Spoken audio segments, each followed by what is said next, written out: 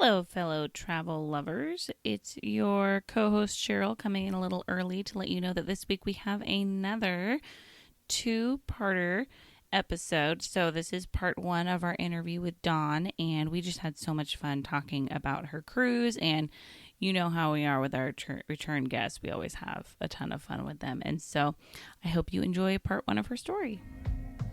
To India and Ireland, round Africa and back again. We don't really need to know just where we'll go. Maybe Canada, then to Brazil, then through the Alpine foothills. All I really want to know is can we go? Oh baby, can we go? Round and around the globe. Welcome to Take Me With You, episode 145. I'm Ryan. And I'm Cheryl. We are two well-traveled people who want to go everywhere. But that's not going to happen. So instead, we'll travel vicariously by inviting a guest to share their unique travel stories with us. Today, we are welcoming back Dawn. The last time we talked to Dawn, she was working on Amazon, but since then she has left that job to join a startup as the director of research, and she's hiring, by the way. She's a Lego enthusiast, an amateur photographer, and she is here to talk travel with us once again. Welcome, Dawn. Thank you. Dawn, I have been trying to get you back on this podcast for how long at this point? Well, let's see. The trip was in December of 2019. So Since it's been then. a little while. Yeah. I'm glad that you finally were able to figure out a way to make it happen. Because the last time you were on our podcast, you were our 15th episode. Wow. Wow. And we're now at 145. That's amazing. We were so So- young back then. We were so young back That then. was pre-pandemic. That's like gonna be like BC and AD. I feel like for us is like pre-pandemic, post-pandemic. Problem is, both of those are the same acronym. Pre-pandemic and post-pandemic are That's both PP very true, and yeah. PP. So Yeah, I have to come up with something else. BP maybe- and AP before pandemic, after pandemic. And after we yeah. could do that. Mhm. That's true. We could Yeah. just do that. I was thinking like let's use Latin or something, but that's probably easier. So Dawn, last time you were on, we asked you a set of questions, but we already asked you those questions. And so now that you are a returning guest, we have a different set of questions. Okay. Are you ready? I am. Hopefully I have an answer for them. This is like Take Me With You 102. So hopefully, yeah, you did your research in advance Yeah. for it. So yeah. When in your travel history were you first consciously aware of differences in culture in a significant way? That's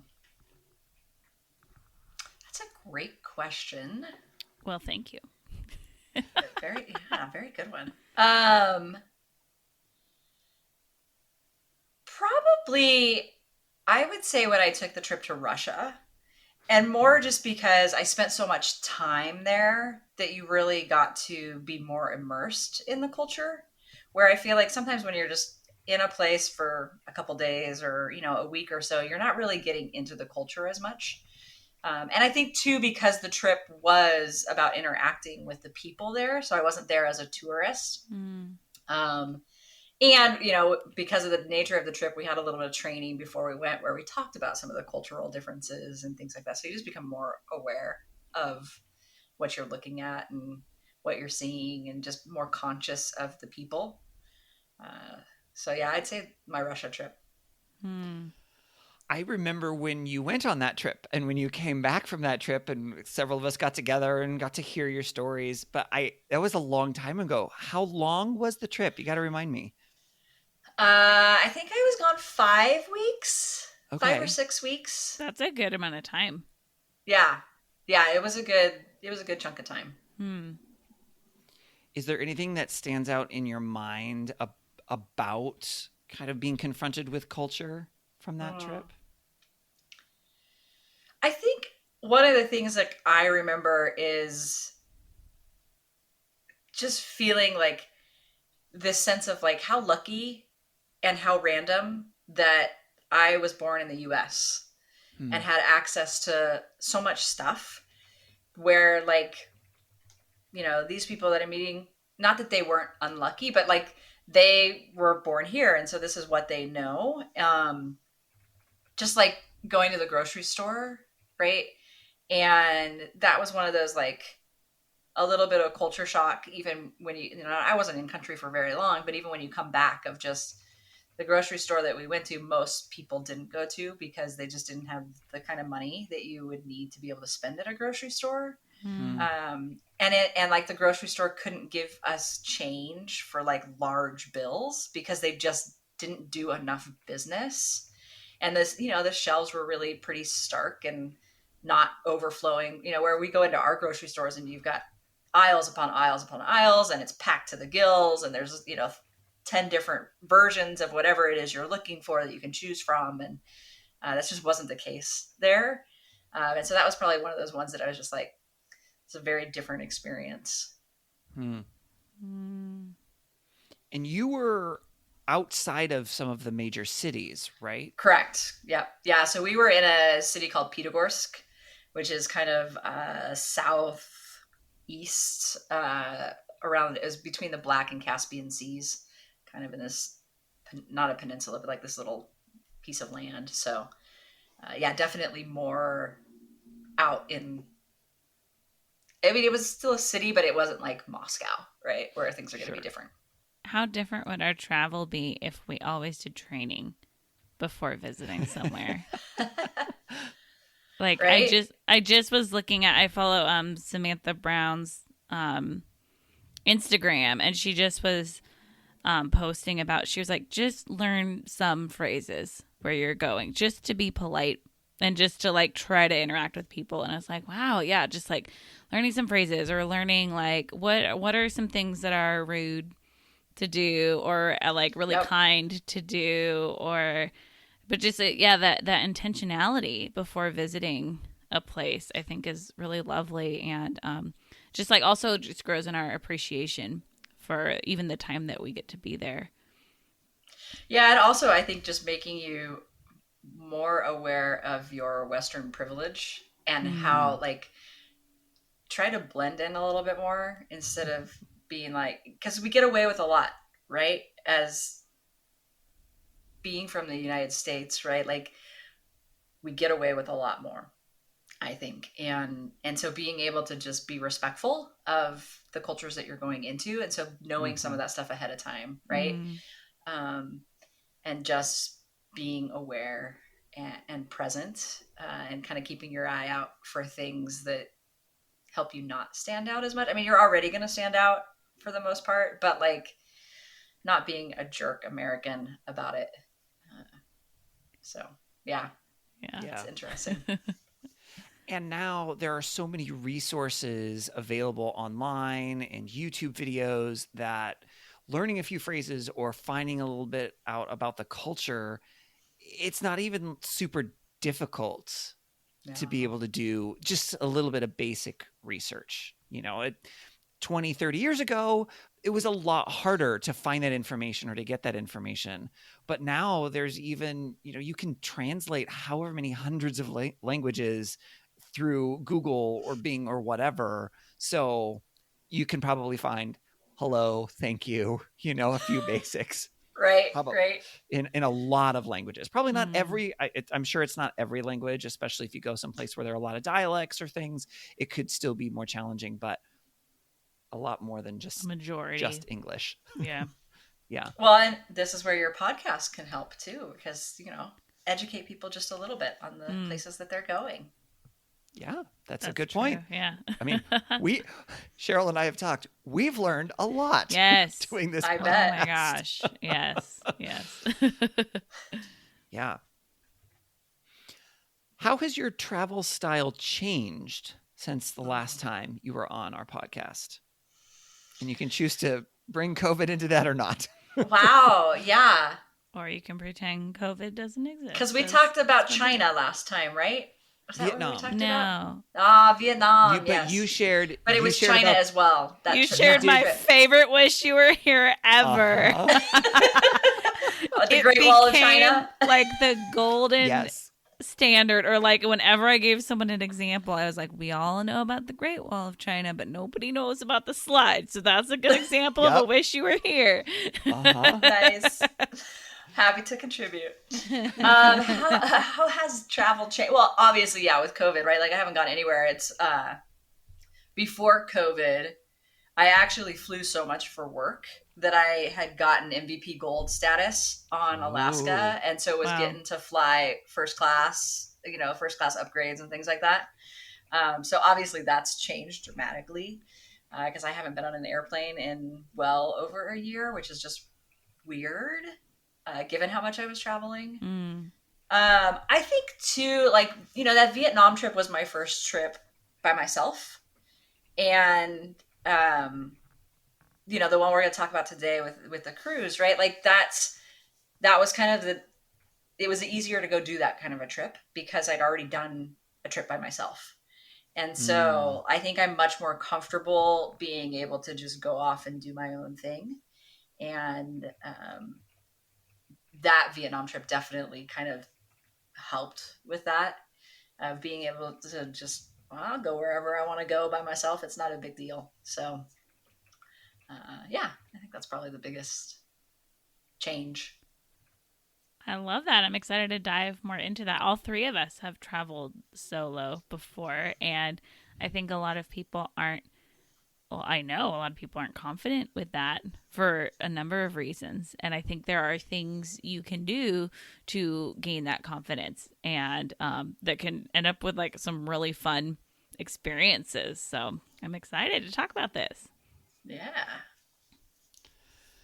Well, we got one more question and then we can dive into your Awesome. experience here.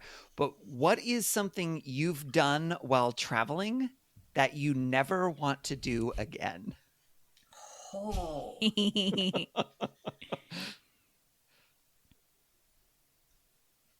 That's hard. Mm-hmm.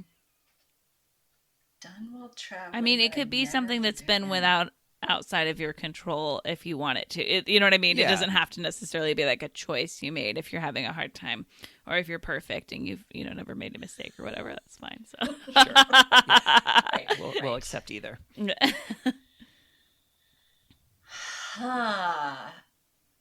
Well, so I think the Russia trip, there was a piece of the Russia trip where we flew from Colorado to New Jersey to somewhere else, or maybe straight to Moscow at that point. But then when we landed in Moscow, we had to actually change airports and to fly further into country on a different airplane.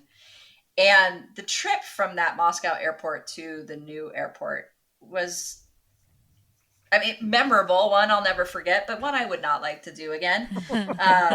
So we got on, we had rented a big bus because there was a good number of us. We had a lot of luggage. So we got this bus, and I remember like at one point in time, we started to get on a freeway, and the freeway was like really backed up, I guess. So the driver decided, I don't really want to get on the freeway anymore. So we backed up the on-ramp back out to the regular street on a big bus. Were there other cars behind you? I don't really know what was, I mean, we couldn't see what was behind us, but like we backed off of the on-ramp and went a different way. And then by the time we got to the next airport, the bus pulled up at this one place. And so we knew we were running late. Like our flight was going to leave. Mm-hmm. But there was like 20 of us or something, right? So they kind of were holding the plane for us, but we were like, we're going to have to like book when we get there. Yeah. So the bus pulls up, we go start getting out, we start pulling out the luggage, and they're like, oh, no, this isn't our gate. So we put some luggage back in the bus and hop all back on the bus, go like, a little ways down further to the next place, start unloading our luggage. We're, getting it all out. And it's very different than like, airports here where like you check in at the baggage, and you check your baggage in, and then you go through security and all that kind of stuff, right? Like we basically had to take our luggage almost all the way to our gate. So, and we all had, I mean, there was bags and bags, and like we took like playground equipment with us and stuff like that. So we just had a ton of stuff. Mm. So we got it all out to the gate. And then we had to get on a little van that drove us out to the airplane. And then, at that point in time, we actually didn't have to deal with the luggage anymore. So that was good. But we just drove out to the airplane and then walked out on the tarmac and up into the airplane. And the way they do planes, this was Aeroflot at the time. And so the way that they do seats there, my interpretation is that they start out in the beginning giving, good leg room. But as they get towards the back of the plane, they start realizing they're running out of space, but they have a lot more seats to put in. So the seats get much closer together. And you don't have assigned seating. It's kind of a first come, first serve. So what seats were still available for our group were all in the back of the plane, all jammed up. It's hot. It's sweaty. We've been traveling for hours at this point in time. So we got on the plane. It went to take off and you're like looking out the window and the runway like has potholes and things in it, and you're just like, this is just not boding well for this trip. So that was a rough. And then when we got to the other end and landed, they held our luggage and wouldn't release it until somebody paid a bribe basically to get our luggage released. And so that took forever. So it was a very long process of traveling there that I wouldn't really want to go through again, but memorable, right? Like the stories from it. So I feel like a lot of the things you don't want to do again are really good stories though. True. That is. I think that's true. Yeah. Well, and that's kind of, to me, then bringing around like maybe learning about the place you're going to, as far as like the country you're going to, like, should you be prepared to bribe someone, or would you get thrown in jail if you did, or would you get thrown in jail if you didn't? Like things like that are important to know about where you're going. Like, should you just expect, like, is bribing just part of what you should budget for? It's like your bribe budget. And in this case, we had a budget for paying bribes because that was the way things got done. It's like tipping. Pretty much, right? Yeah. I mean, I'll bet that is actually how it feels to some people from other cultures, because we tip unlike most other cultures. Yes, I won't go and say that it's unlike any other culture, because there definitely could be another one out there that is comparable to or even more so than we do. But tipping is a huge part of our culture in a way that it isn't in a lot of other cultures. Expected. Yeah. So I'll bet it does feel odd to someone who isn't familiar with that culture to then come here and have that, just be like, well, that's just what you do. Yeah. Totally. Interesting. Food for thought. Okay, so note to self, don't go from Moscow to another airport on an Aeroflot plane to another airport. Yeah, okay, got it. Check. Or not in a large group, maybe. I mean, that might. Yeah. Yes. That's where you really felt like, the whole plane's waiting for us. That plane is hot because they're not turning on the air until they're like flying. Yeah. So, and now here come all these Americans. It was not a pleasant, like that was one of those where you're just like, oh, can we just hide? Like, at least we're in the back so we can hide. Yeah. Oh boy. Well, what travel story are you going to tell us about today? Yeah. So at least when we first talked about me coming on, it was because you guys hadn't talked to anybody who'd been on a cruise yet. So I don't know if that's still the case, but we're going to talk about my cruise. We have had one river cruise. Yes. Oh, okay. But that is very different. We still have not had just a straight up like ocean liner cruise that anyone has talked about. Yeah. Well, there you go. That's what I'm going to talk about today. Yay! Wonderful. Yeah. My Caribbean cruise that I took in December of 2019. Nice. Yeah. So, tell us about the choice to go on this cruise, and had you been on one before? How'd you choose the cruise line, the location, things like that? Yeah. I had never been on a cruise before. I was at a place in my career where I was getting a little burned out and was kind of like, I need some time off. And so convinced my boss that it would be okay if he gave me a month off of work. I had enough vacation and things saved up. And it was during the month of December, which typically tends to be a slower month for us. And so I felt like my team will be fine if I'm gone for a month. And so made that arrangement and decided I was taking a month off. And so I needed to go somewhere. I wanted to go do something, and had talked with a friend about potentially going on a cruise. And it just didn't work out with her. And so I was like, I'm going to go ahead and do it myself. I'm going to go ahead and do it. And had looked at the Caribbean cruise and just was like, like had some cool locations, thought it would be fun. I had a friend who lives in Tampa who had been wanting me to come down and visit. And so I was like, well, that'd be great. Like, I'll go visit, go out of Tampa on the cruise around the Caribbean, come back to Tampa, spend about another week in Tampa, went to Disney World and Universal Studios, and then spent time with her. And so it was just kind of worked out that just the whole thing kind of worked out.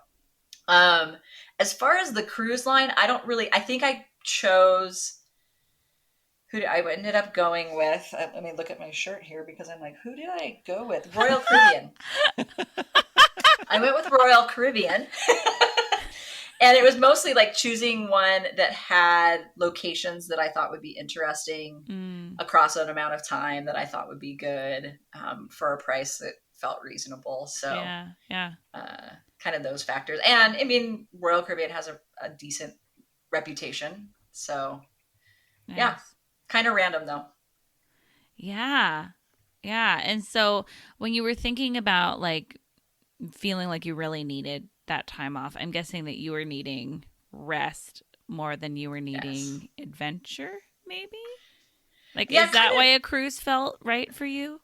Yeah, a combination of it, right? Like, there also, the piece that was kind of cool about the cruise, and we could talk more about this, but like, it was the ability to see a couple different locations in one travel thing, right? Like, we ended up going to 4 different ports.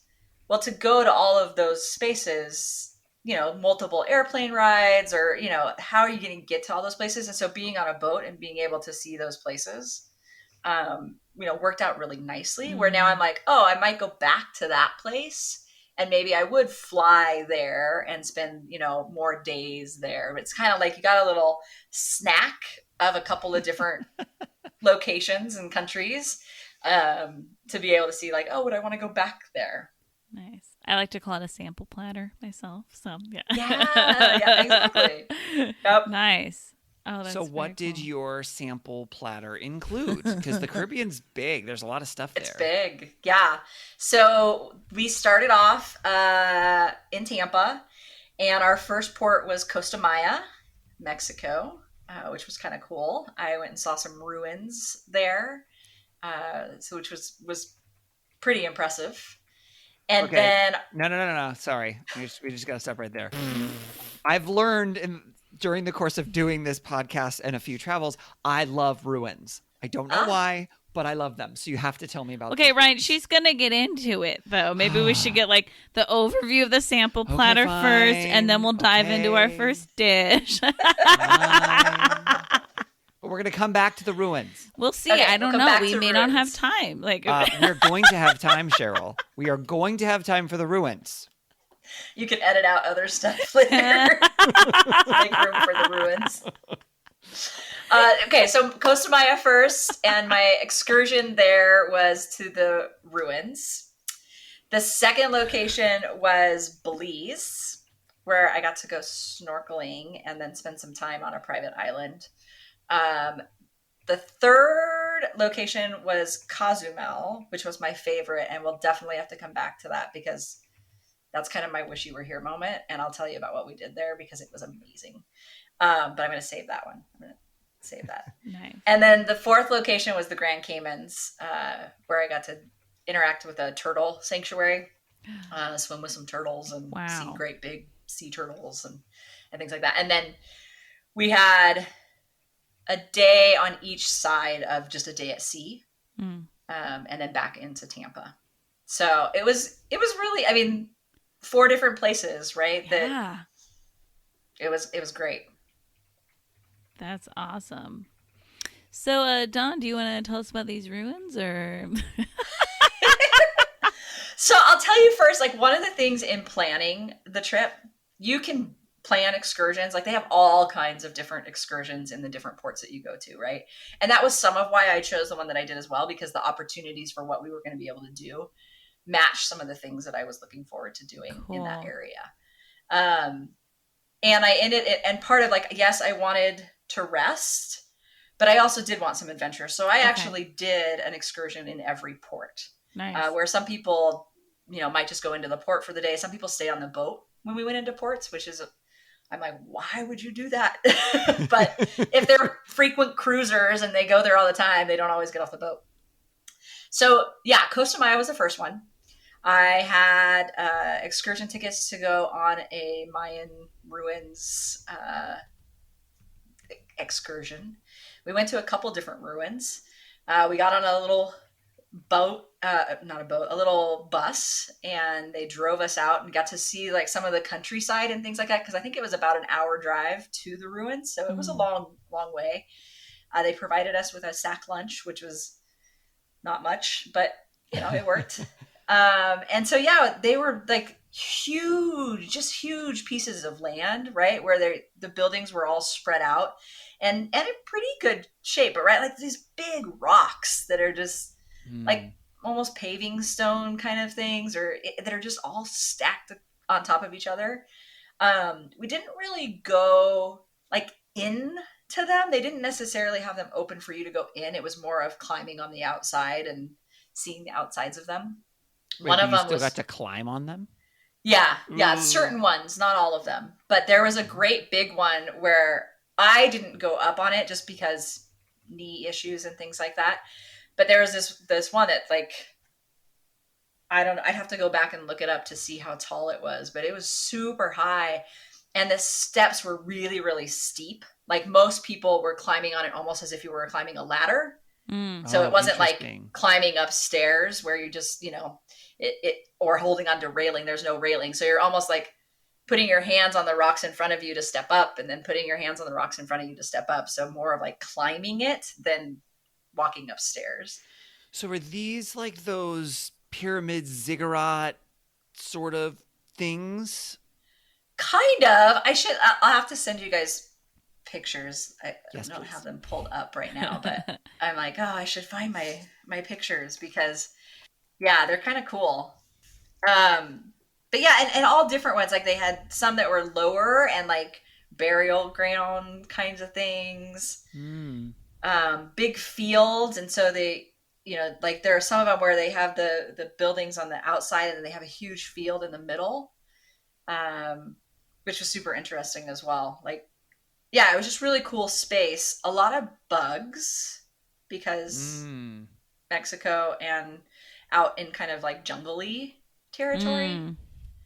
So that wasn't the funnest thing, but I did like, I had my bug stuff that I took with me, so I at least wasn't getting eaten too badly. So when you say bugs, you don't just mean a lot of insects. You also mean like mosquitoes or other biting or yes, like bothersome bugs. Yeah, mosquitoes in particular, which was, I am like mosquito magnet. They love me. So that was not a fun thing. So having some bug spray was a really good thing.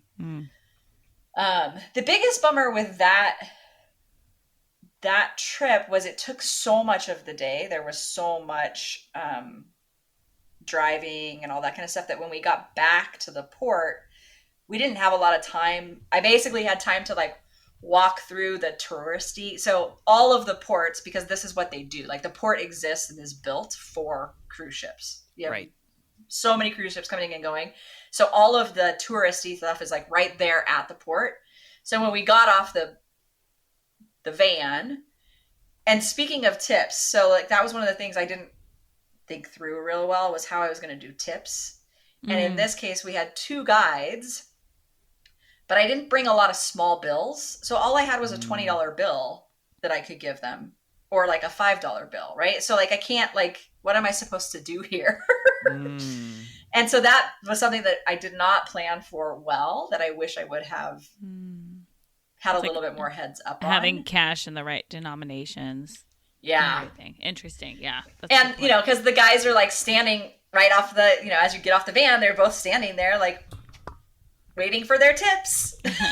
Like, it's, you know, pretty expected. You're supposed to give tips. So I ended up just, you know, basically handing the $20 to one of the guys. But yeah. Did the cruise line not give you information about tips ahead of time, or? Nah, I don't know. Did they give it to us, or was it more of like in doing research, finding out what, you know, like what you're supposed to do? Mm-hmm. Um, More than like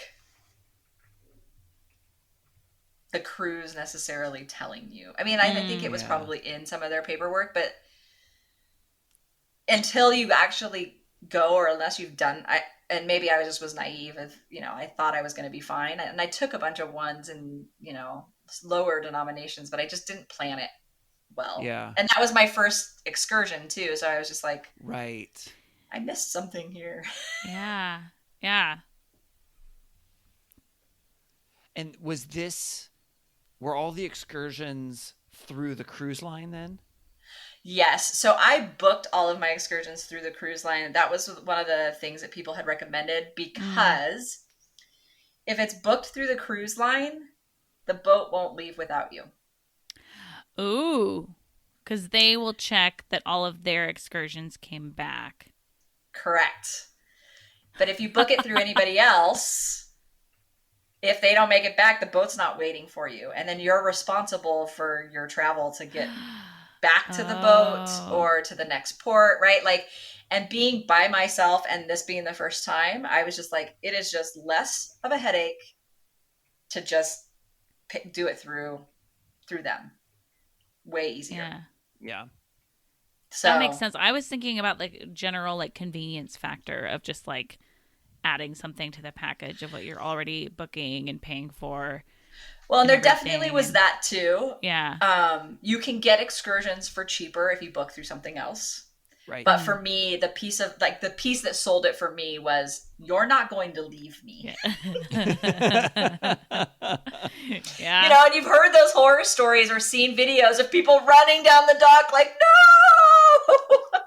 And I was like, I don't want to do that. Oh, no. Yeah. I want to be able to get back on the boat. Yeah. And like in Belize, we went out snorkeling on a boat. So we went into port. So they did like a taxi, so where they bring a boat to your boat, because we weren't actually at the port. We were outside of the port. So they bring fun. tender, basically a tender boat to get you and pick you up, take you in. So they took us into the port where all the touristy stuff is. And then we got on a boat and went out snorkeling and went to this other little private island. Well, when we got done there, rather than taking us back to the city and to the port, they took us directly to our boat. So again, that was possible because it was booked through the boat. That's really cool. So things like that make it, I would book it through the boat every time, just for that convenience and peace of mind. Nice.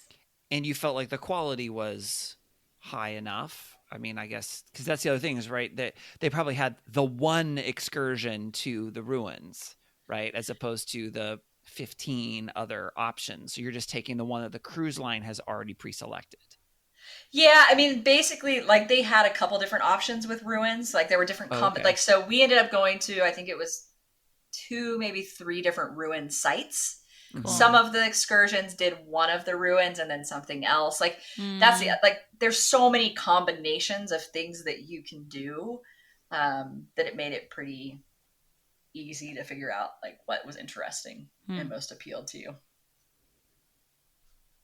That's cool. That's so different, I think, than how I think of cruises. I've only been on one, and it was like 50 people in Alaska when I was in middle school. So, like, not your average cruise experience. Like, I wouldn't say, like, I understand how cruises really, like, work or what they really feel like. But I feel like I think of it as, like, not having choices.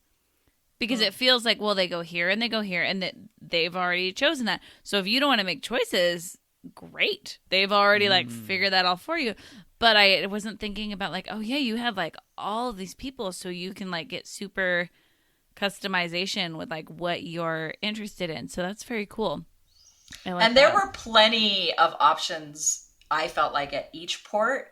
And Cool. a lot of the time, a lot of the ports, I was like, oh, I want to do more than one of these things, but I can only choose one. Like, which one do I want to do? Mm, So cool. yeah, That's they're really neat. definitely. I didn't feel like there were any of them that I was like, oh, none of these like there's not enough options, or none of these options are interesting to me. It was actually Oh, more that's of like, cool. oh, there's multiple things I would do. Like Cool. Yeah. choose between. Yeah. So Belize, you did the snorkeling. Snorkeling. Okay, and then Yes. you mentioned a private island. Yes. So part of the Cheryl's like, whenever. wait a minute. So again, cruises and these cruise ships, like this is their business, right? So Royal Caribbean, and I think they may have partnered with another cruise line, basically have a private island on Belize that is part of their excursion. So it's not open to Wow. the public. You can only get to it if you're part of the Royal Caribbean excursion. And it was a private island. So we pulled up after we went snorkeling. They had food there available. There was a more like a lagoon where you could just kind of hang out in the water, sit on the beach, Fun. just kind of hang out. There were some hammocks and just kind of out in the middle of the water, a little island that they had Nice. created. And how many people? Because I mean, the cruise ship. I mean, maybe this. Actually, I should probably take a step back. How big of a ship were you on in the first place? Yeah. So our ship wasn't terribly large. I don't actually know how many people. I mean, But like 2,000, hundreds, 4,000. thousands? Yeah, no, a couple thousand. Okay, But there are certainly bigger ships. Ours was right. like a mid-sized ship. Okay. And so then on this island ish, how many people ended up on the island? Yeah, so when we were there, because it was a little bit more off season, it was not very busy. There was one other excursion. So the excursion that we were on had people who were just going to the island for the day and people who were snorkeling and going to the island. And so we went to the island, dropped off the people who were just going to stay at the island all day. And then we went out snorkeling and then came back to the island. I think total at that island when we were there with just one cruise ship, right? Like we were the only cruise ship in port, I think, at that time. I think there were probably maybe 30, 40 of us. Wow, So not a that's lot. pretty small. Yeah. Yeah, that is Nice. That's makes it feel very exclusive Yeah. and hoity-toity. I would guess. Well, and it was big and like you could tell that it's used to having a lot more people there based on, all Like the setup. the chairs and the hammocks and all the space. Yeah. It probably could handle 100 to 200 people maybe. So yeah, we were definitely a smaller group. But it was really kind of fun. That's cool. That sounds really fun. So when you're booking the excursions, it sounds like you picked excursions ahead of time. You had looked Yes. probably on the website or whatever and booked them ahead of time. Did you have to book them ahead of time? Could you book them on the fly? Is it like you can book them until they're full? How does that work? Yeah, so I booked everything ahead of time because I'm a planner. That's how I travel. I think we've talked about that before. That's how I like to travel. So I booked everything ahead of time. And some of the excursions, fill up. So I wanted to make sure I got the ones that I wanted. Although I think I booked my trip like maybe a month and a half before I went. So it wasn't. Oh, okay. Yeah, It that's wasn't not bad. super far. Yeah. Yeah. But yeah, once you were on the ship, they had a concierge place and a place where they were like, book excursions, right? They're trying to get you to book all your excursions and things like that. So you could book stuff once you were on the boat there. You could also, if you wanted to risk it, right? Like just get off the boat at the port and sign up for an excursion when you got off the boat because they had people Sure. at the port that were like, we'll take you out on an excursion and, Right. whatever. So Right. Do you know if it was more expensive to book the excursion from the ship as opposed to ahead of time? Did they give you any sort of cost incentive? that I don't know. I think they did. I think it was discounted. The reality is, I'm guessing you could still get deals once you got on the ship, right? Like they want to book as much as they can ahead of time. Yeah. Yeah. Right. So, I I don't know that there's much of a difference, but I because that was my only trip, I'm not sure. It was super interesting though when we got off. So Costa Maya, we actually parked at the port. So we got off onto a dock and walked into the little village area. And they literally, because it's set up for cruises, we got off and we got into the area, and they have signs with each of the excursions, and you just lined up behind the one that was yours. Oh. And they're like permanent signs, right? Like they're not like Yeah. paper signs that they put up for this excursion. Like they're permanent. So you're like, these are the excursions they do every single day. That so and there were a lot of them. I mean, there were probably at least 10 to 15 different excursions that were going out from that spot. So, and that's just from your one cruise ship, because I'm guessing there were multiple cruise ships that put in at the port. Yes, usually the cruise ships have different timings. So when we all got off and got on these things, like all the people on my excursion were from my boat, like my ship. We were all in the same ship. So, yeah. But I'm guessing there had already been a group there from the other ship that was in port, and they had already taken off, right? Yeah. And were ahead of us. So then from Belize. Yes. So from Belize, the next stop was Cozumel. Okay. And that's Mexico again?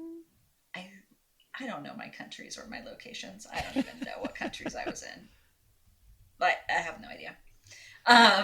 But Cozumel, the awesome excursion that I booked in Cozumel, which was my favorite and like my bucket list item, was swimming with dolphins. Oh, right? Right? It was amazing. And I got lucky because I happened to get on a tender. So when you're on the ship, they have tenders that come up, and you basically have to wait in line to get on the tender. Well, if you have an excursion plan, so here's another reason why planning your excursion through the boat. If you have an excursion already planned, you have a ticket for your excursion, it gives you a specific grouping to get off the boat so that you make sure you make your excursion time. Because otherwise, if you're just if you're just going into the city, or the little port, and you're just going to hang out, then you're on the later tender boats, because they need to get all the people that are on excursions off the boat and into port so that they can get on their excursions and go. Right. And so I was able to actually get on an earlier boat and went in. And when I got there, they were like, I think my dolphin swim was for like 10:30.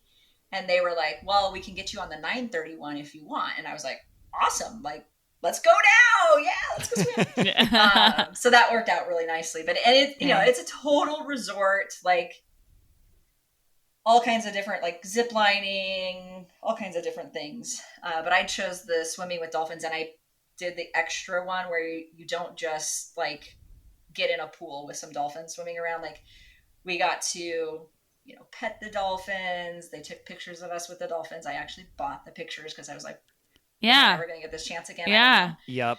We got to we had a boogie board where we swam out to the middle of this space, and then the dolphin came up behind us and pushed us with its nose on our foot and pushed you on your boogie board. And then you had another one where you swam out, and then you put your hand out to the side, and the dolphin came under with its fin, and you grabbed onto its fin and got to swim with it. And then they had the third one. It was the dolphin came underneath you, and you basically held on to it. It swam backwards basically, and you held on to its fins on its belly, like belly to belly, and got to swim. And man, they move. They are fast. That was yes. So that was the highlight of my trip. I loved that piece. It was totally worth it.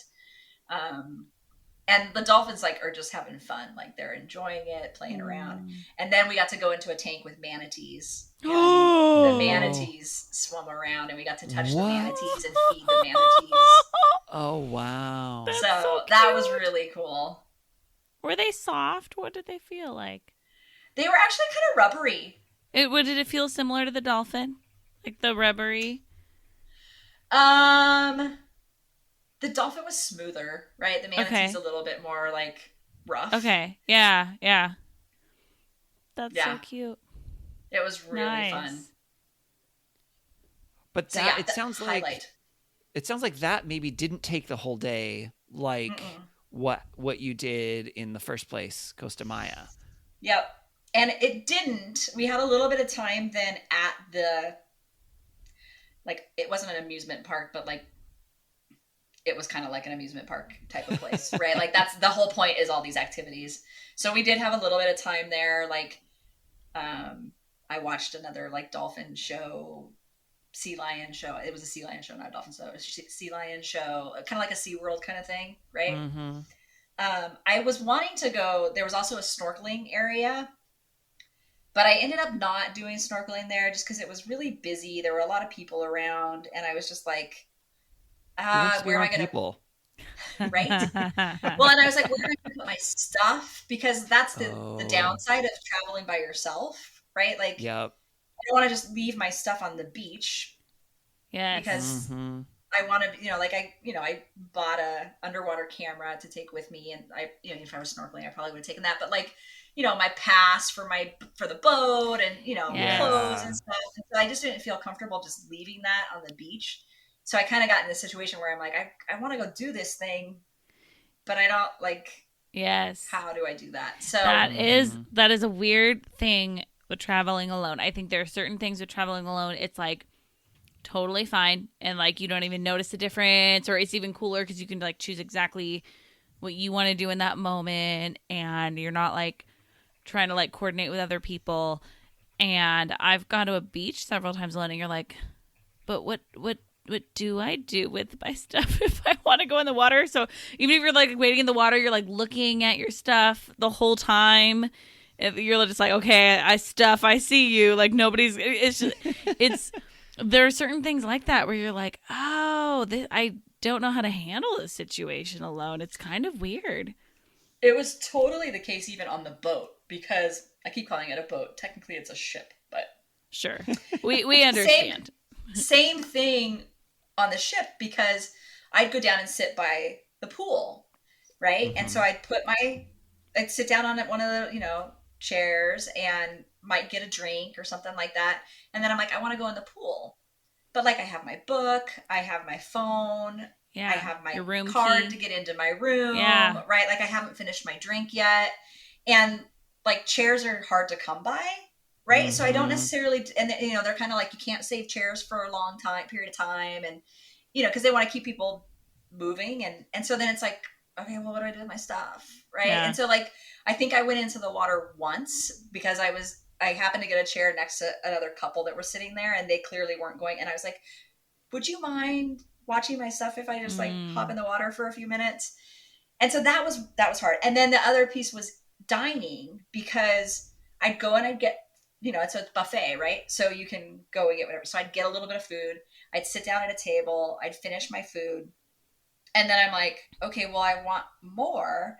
But the minute I get up and leave, like I can't leave my stuff here. And so the minute I get up and leave, somebody's going to come and clear my plates, and somebody else is going to probably sit down. So there was never this, like, I'm sitting here and I'm going to go back and get food and come back and sit. Like, it was like, you eat what you have in front of you, and then you get up and you go get something else and go find another place to sit down. And so it was like that part of it was a little hard, because it was just like, couldn't really settle in necessarily. Yeah. The other thing with the dolphin discovery park thing was, in that particular port, we weren't in port for very long. So we actually had a fairly short amount of time at the park. So there wasn't a ton of time to do much there before we had to get on a bus to get back to the port, to get back on the boat. And actually, I don't know if I had done one of the later swims, and again, because it was booked through them, I would have gotten back on the boat, but there just wasn't a lot of time. And so it's, you think the dolphin thing didn't take that long, but we didn't have that much. I mean, because I think we got into port at like, I want to say 8:30, 9 o'clock in the morning. And I think we pulled out of there like at 4 o'clock in the afternoon. Oh. Right? So everybody has to be back on the boat by 4. Yeah. Yeah. And that process, both of disembarking and re-embarking, takes a long time to get a lot of people, thousands of people, off of a ship or onto a ship. Exactly. Right. Yeah. Because you have to, we had to scan our stuff when we come back on the boat because you can't bring certain things on. Like if you buy like alcohol and stuff on in the port, you have to check it with the folks, and they check it in, and then they'll deliver it to your room. But you can't just bring it on the boat. Oh, You have to actually interesting. like hand it over.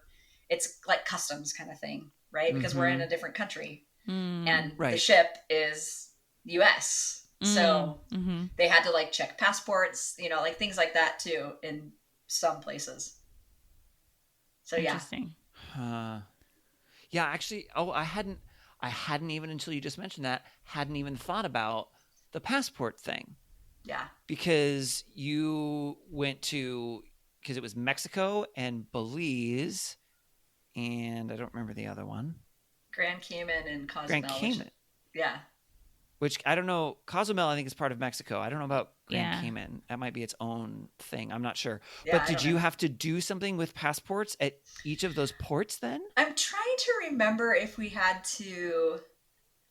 I think they had it attached to our cards, but Cards. I can't like. So when you check in for your cruise, you're basically given an identification card that is also like your credit card for the trip. So Oh, you Mm, can cool. use it to pay for things on the ship, things like that. It's also your on and off. So it has your picture on it. They scan it when you go on and off the boat so they know like who's going where and who's there and not there kind of stuff. yeah. And it I think all that stuff was taken care of there. I can't remember if we actually had to travel with our passports when we went off the ship. I can't remember. Mm. Okay. Interesting.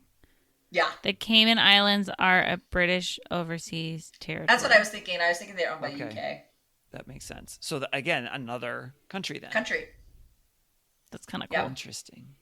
So, what did you Yeah, do on the Cayman Islands? So Grand Cayman, I did two things. So the first part of the trip was we went out to a historical building of some sort, land that was just kind of cool. I can't even remember now, like A historic site.